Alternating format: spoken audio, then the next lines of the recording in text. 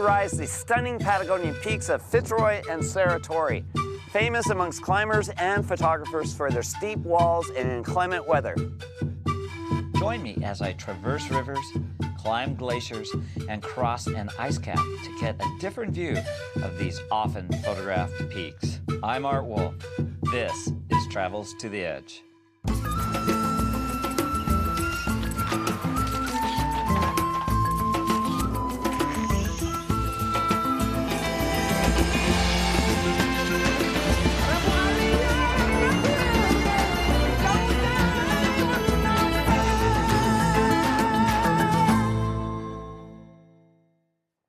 A couple of years ago, I was flying from Punta Arenas up to Santiago, and I looked out the plane window and I saw these great spires, big glacier on the west side, and I thought that would be a fantastic place to go and shoot. Patagonia encompasses the great tail of South America. Straddling both Chile and Argentina, it stretches across the Patagonian ice caps over the granite massifs of Fitzroy and Torres del Paine to Tierra del Fuego, the southern extreme of the Americas. This region is defined by the incessant winds, vast lakes, incredible wildlife, and tall granite spires.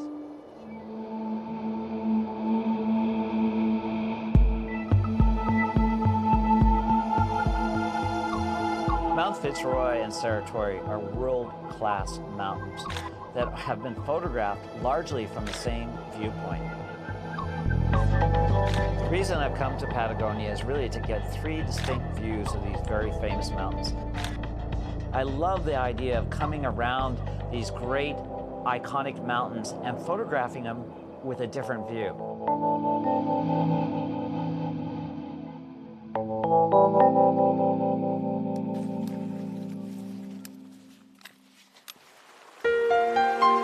Hiking through the trees, these twisted trees, is a great counter to what lies beyond. In this forest, you've got lichens and mosses and tiny flowers.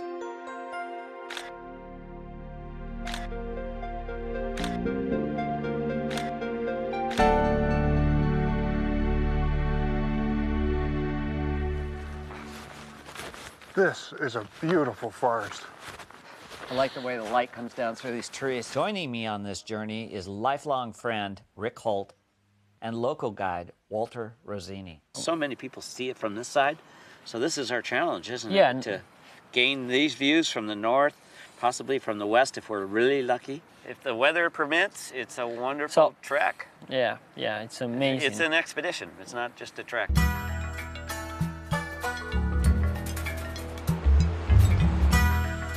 As we hike up this valley, we're starting to lose the vegetation, and suddenly you're in a really open landscape of short heather and meadows. You see the moraine and the residue of ancient glaciers. It's really this big U-shaped valley of rock and open skies. You're so embedded in this valley, you still don't have the views of the mountains you've come to see.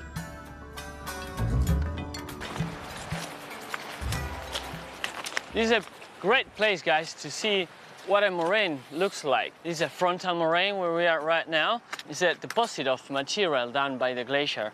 I'll show you with an example here with my boot.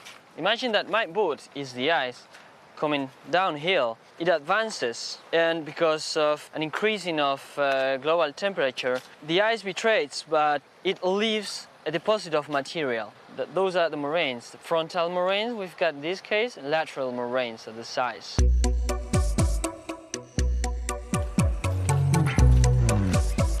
Yeah, this is the beginning of a lot of loose rock.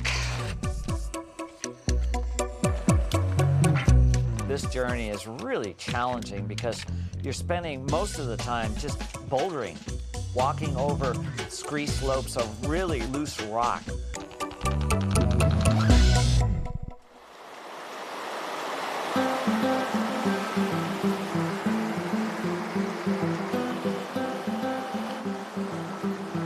Looks like we got a crossing. Looks pretty cool to me. Is that cross first with a backpack? So I'll change boots, then I'll turn back and help you to crossing, okay? Yeah.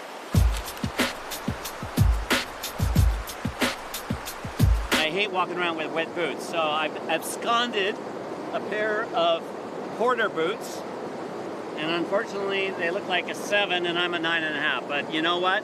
We're gonna try to make it work. I feel like Cinderella, as I say.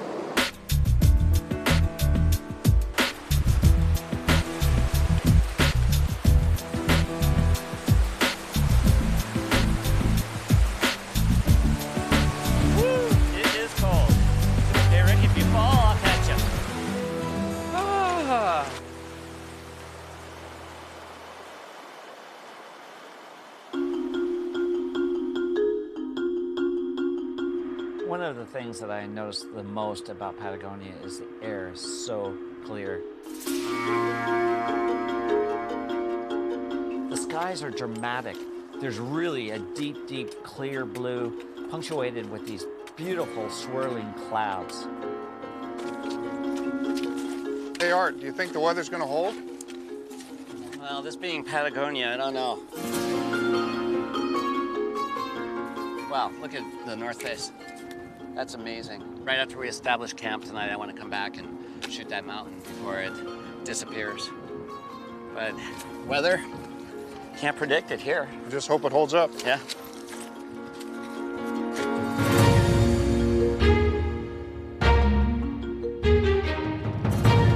When you're on the track, you're always watching the weather because when it's clear, you're always nervous because it's going to change. And when it's cloudy, you're always hoping that it's going to clear. It never stays the same.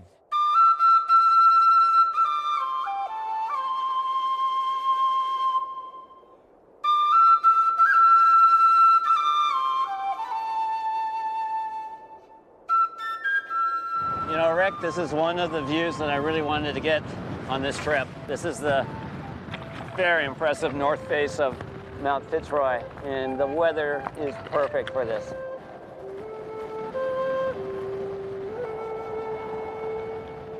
This is the one shot I wanted to get on the north side, and look how beautiful Fitzroy is glowing out there.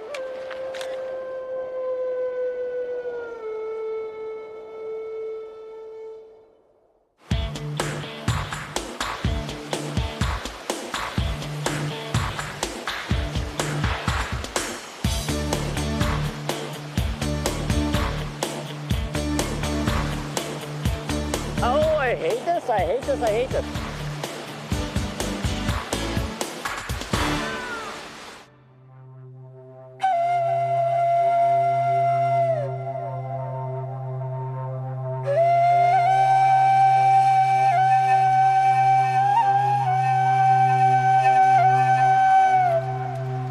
You really have to be committed to go all the way around these mountains because you're really at the mercy of the elements.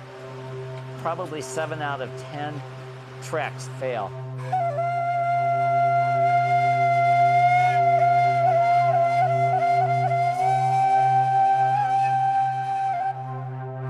Well, guys, the Marconi Glacier. It's time to harness up, get on our crampons, and hit the ice. It looks like it's going to be windy up there.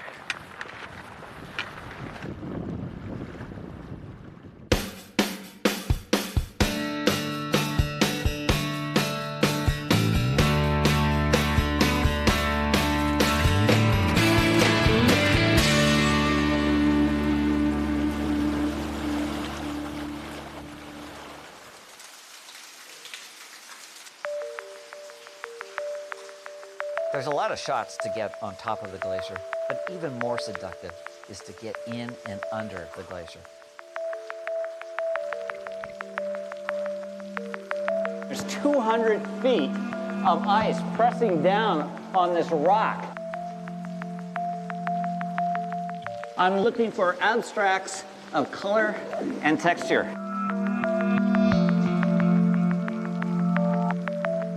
I love to challenge perceptions, and this is a great environment for doing that.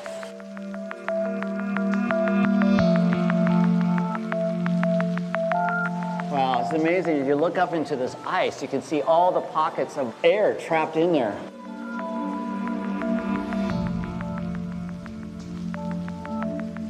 There's a beautiful contrast between the pink of the outside light and the blue of this interior space.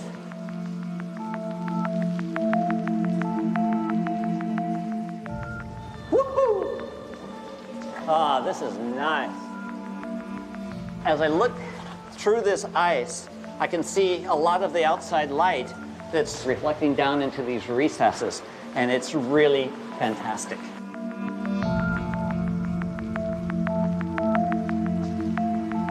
Oh, I love this.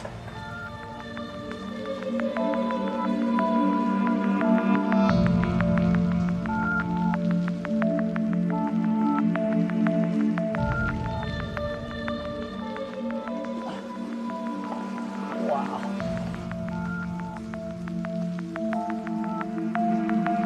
Everywhere I move the camera becomes a new abstract.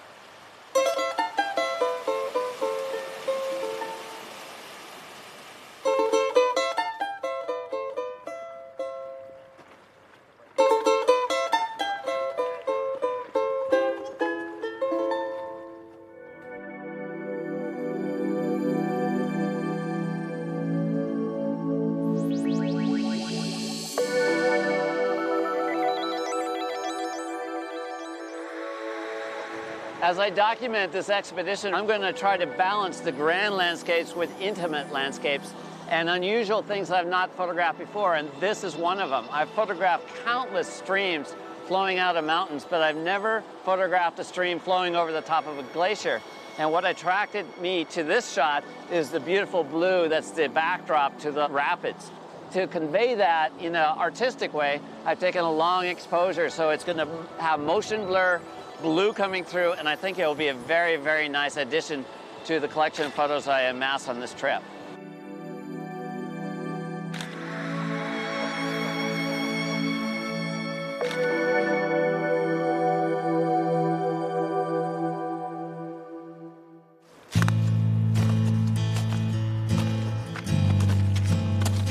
Wow, the weather is so nice right now. Hoping for the second shot I want.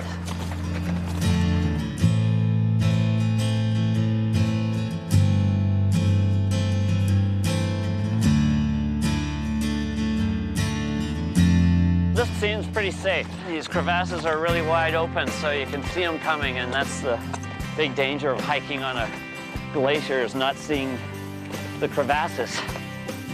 We're absolutely going to make it Marconi Pass today.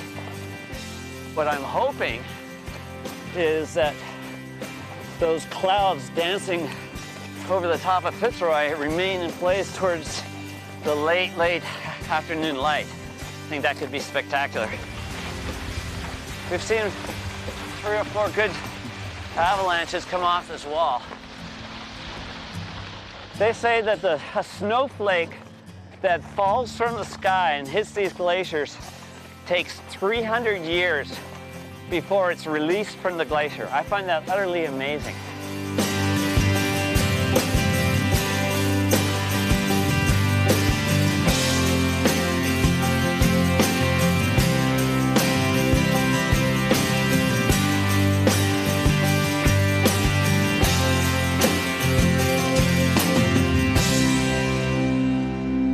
A great day on the glacier. It was one of our hardest days, and yet it wasn't that hard at all.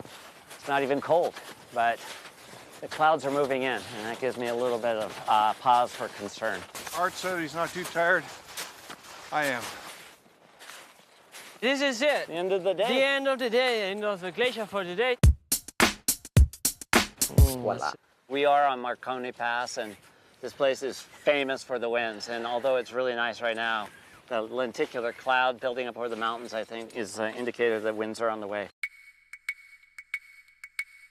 This is my second favorite view that I was hoping to get, and it's the northeast view of Mount Fitzroy and Serratori. As you can see by the light on the mountains behind me, it's pretty flat. There's a very thin veil of clouds obscuring the sun, but as I look to the west, there's a big gap in these clouds, and I suspect in an hour or so, things could really drastically change. Regardless of the atmospheric conditions, I'm always shooting because you never know whether a tiny break in the clouds will suddenly reveal a mountain or close in, and that's the last shot of the entire trip. So I'm always shooting, expecting those shots to be the last, but invariably, it gets better and better and better.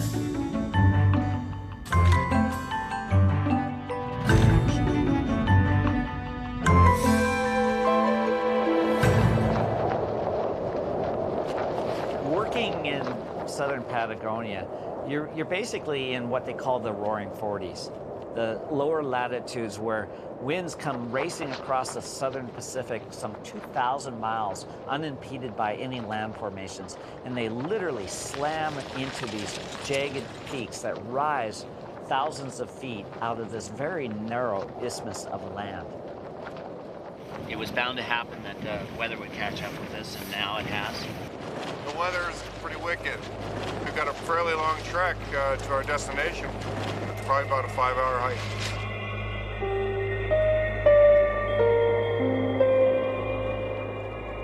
Today is a very long slog on a very big glacier.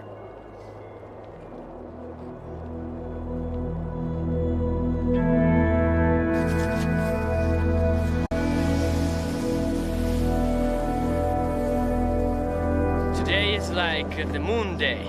Everything changes. We're walking on the ice cap, so it's a huge terrain. Art, look at the horizon right now. You can't even see the difference between the snow and the sky. This is the closest environment that I can remember to Antarctica. It's just so flat and limitless. It's amazing to me to walk out here in this great expanse. It's almost impossible to judge distances. I know that we're going to be heading another 3 hours down to camp, but I look ahead and I can't even fathom how far that is in terms of the mountains.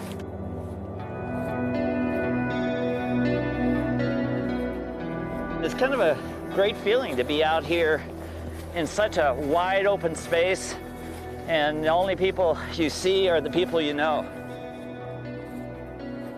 Our main objectives, the views of Fitzroy and Serratore, are cloaked in heavy mist. In this part of the world, if the weather clears, it's an amazing sight to see these mountains come out of all the mist. And if it doesn't happen, okay, this is not the end of the world. Unlike Art, I don't get to do this too often. We'd be pretty disappointed if we don't get a good view.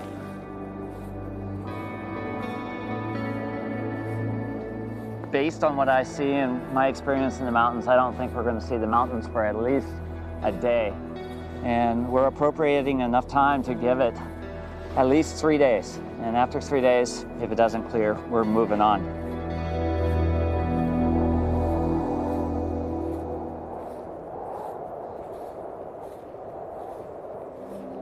It's amazing how the weather of Patagonia always is taunting and teasing you. They give you little glimpses of these great mountains through these clouds. And sometimes those views open up to a grand vista. More times than not, they close back in. We finally have arrived at the spot that we think is perfect for Serratore and Fitzroy. Based on what I see on the horizon, I think we're going to need all the 3 days that we've allotted here. This is a very exposed place, so we're going to create a wall out of blocks of ice.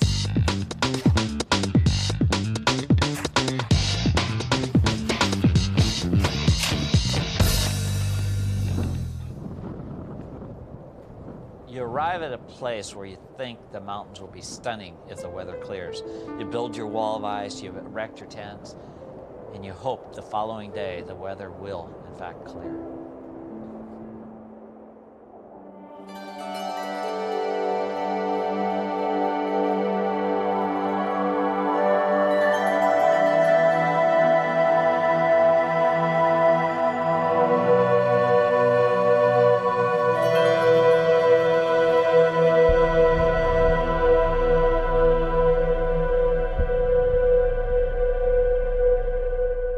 I'm absolutely ecstatic. This is a view that I've been waiting years to see and years to photograph.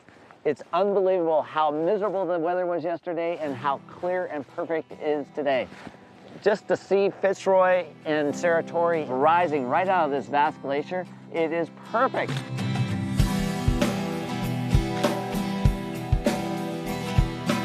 What I'm concentrating on is just doing the rock and the ice on top of Serratori, and with a polarizer I'm darkening the blue sky, so there's a beautiful contrast. Clouds really lend an element that makes these mountains that much more intriguing to my eye.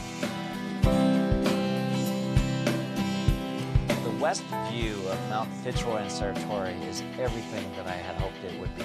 These mountains just rise out of this ice cap, unabated in these vertical walls of granite. I can't think of any landscapes on Earth that match the dramatic vertical rise of these great mountains. It takes a lot of work to get here. It absolutely takes a lot of work. And then you have to have luck, perseverance, and it pays off eventually. This is fantastic with the light, the way it's playing off these rock faces, the glacier on the bottom, the blue sky behind it. It gives a nice, really dramatic effect with the light. You know what I love about this composition is just the cleanness of the granite, the blue sky, so perfect. I like the way the ice just rims each one of those pinnacles. I love the way these things just jut up in the sky. They're so uncompromising. So few climbers have ever stood on the top of that mountain. When you think of Everest, who's been climbed hundreds and hundreds of times, you know, this mountain has had a handful of people on the summit of it. It's extraordinary. And that's just indicative of how wild Patagonia is, how inaccessible it can be, and how harsh the weather can be at times. There's an allure, there's a draw, there's a magic about mountains. It's really comforting for people to realize that there's places on this planet that are untamed and raw and wild. My photographs are intended to remind people that places like Mount Fitzroy and Serratori exist.